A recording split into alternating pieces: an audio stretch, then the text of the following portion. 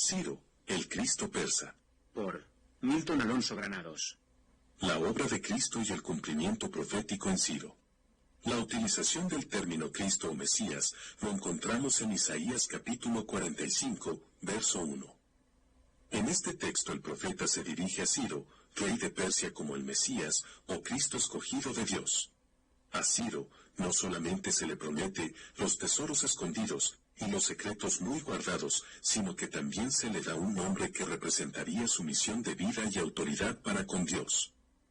Ante la manifestación de la autoridad de Cristo en Ciro, las puertas serían abiertas, los cerrojos destruidos y los caminos enderezados.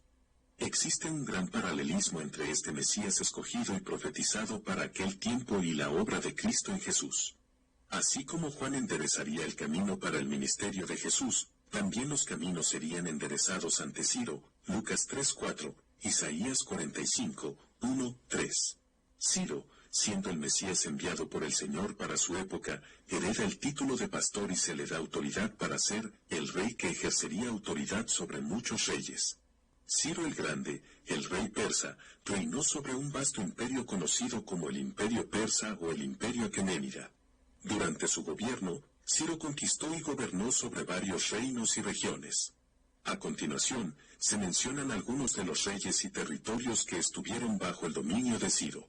Reino de Media. Ciro derrocó al último rey de Media, Astis, en el año 550 a.C., estableciendo así su dominio sobre Media y unificando a los medos y persas bajo su gobierno.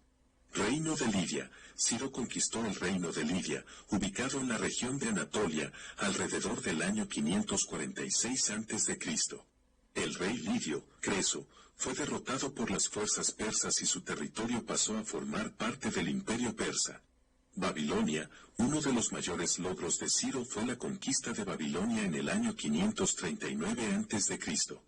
El último rey de Babilonia, Nabonido, fue derrotado y Ciro se autoproclamó rey de Babilonia, mostrando una política de tolerancia hacia los pueblos conquistados y permitiendo el regreso de los exiliados judíos.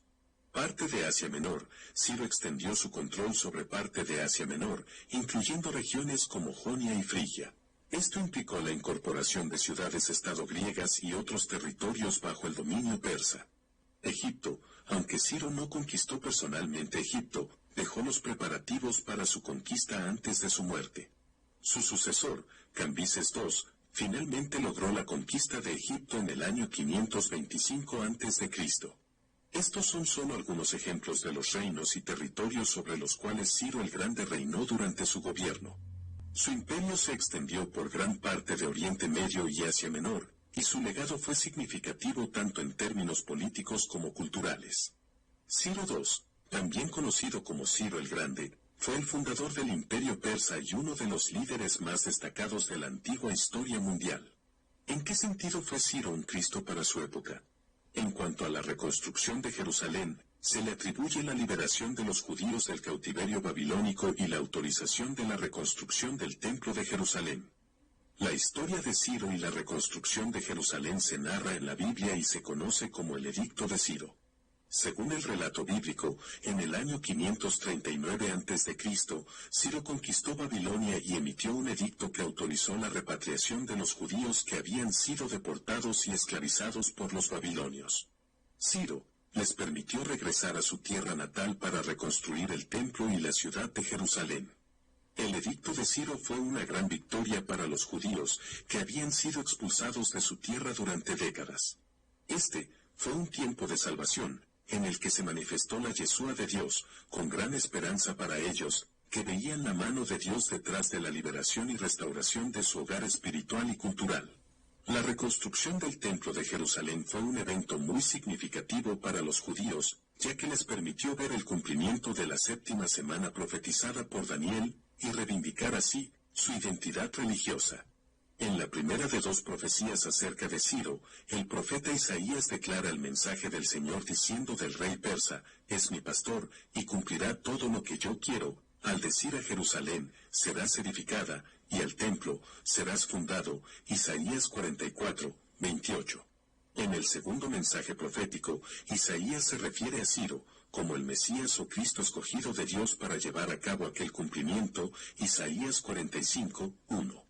El Cristo en Ciro habría de cumplir la primera parte de la profecía de las 7 semanas dicha en Daniel capítulo 9, verso 25, que dice, desde la salida de la orden para restaurar y edificar a Jerusalén hasta el Mesías príncipe, habrá 7 semanas, Daniel 9:25. En el verso anteriormente mencionado, se hace referencia a Ciro, como el Mesías o Cristo, que, al cabo de 7 semanas, traería el reposo del año agradable al Señor, la liberación y restauración del templo y de Jerusalén. Estas 7 semanas apuntan hacia el Pentecostés divino y al tiempo de avivamiento que lo procedería. Este sería el año de la gran restauración y liberación para Jerusalén. Un año en que los temores de la guerra y la destrucción quedarían atrás dando paso a un tiempo de paz y prosperidad. Isaías 61, 1-4, Lucas 4:19. Tal acontecimiento para Jerusalén es comparable al regreso de Cristo, que actuando a través de Ciro traería libertad y restauración al pueblo del Señor. La segunda parte del cumplimiento profético de Daniel y la obra de Cristo nos lleva hasta el ministerio de Jesús y la semana 70. En las primeras 6 semanas se enfatiza la reconstrucción del templo y en las 62 semanas de años adicionales su completa destrucción, Daniel 9, 24-27, Mateo 24:2.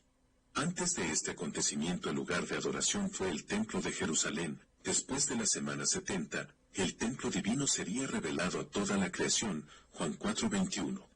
Todos los creyentes en Cristo, 1 Corintios 1:30, al estar unidos con Él, se convierten en instrumentos de la obra de Dios. Al estar unidos a Cristo, nos convertimos en un cuerpo corporativo que, tal cual Ciro, cumple la función liberadora de Cristo para la humanidad. Este vasto Cristo corporativo es tanto el testimonio de la palabra como la manifestación del siervo de Dios. El alcance y operación de Cristo a través de los tiempos equivale al cumplimiento de la obra de Dios, 1 Corintios 12:12, Colosenses 3:10-11, Romanos 8:29, Gálatas 4:19. Nuestra responsabilidad es manifestar la vida de Cristo y así ser libertadores del pueblo de Dios. Trasladamos al viejo Adán, del cautiverio de Satanás al disfrute de Dios como su herencia. Nuestra predicación del Evangelio tiene como objetivo liberar a los cautivos y llevarlos a convertirse en miembros activos constituyentes del nuevo hombre, representado por Cristo, su sabiduría y su poder. Isaías 61, 1-2, Lucas 4, 18-21, Mateo 12, 28-29, Gálatas 3:26, Romanos 12, 4-5, Colosenses 3, 10-11. Por Milton Alonso Granados. Ministerio del Evangelio Eterno del Principio y Fin de los Siglos, Int. Próximamente, el Cristo en Ezequías.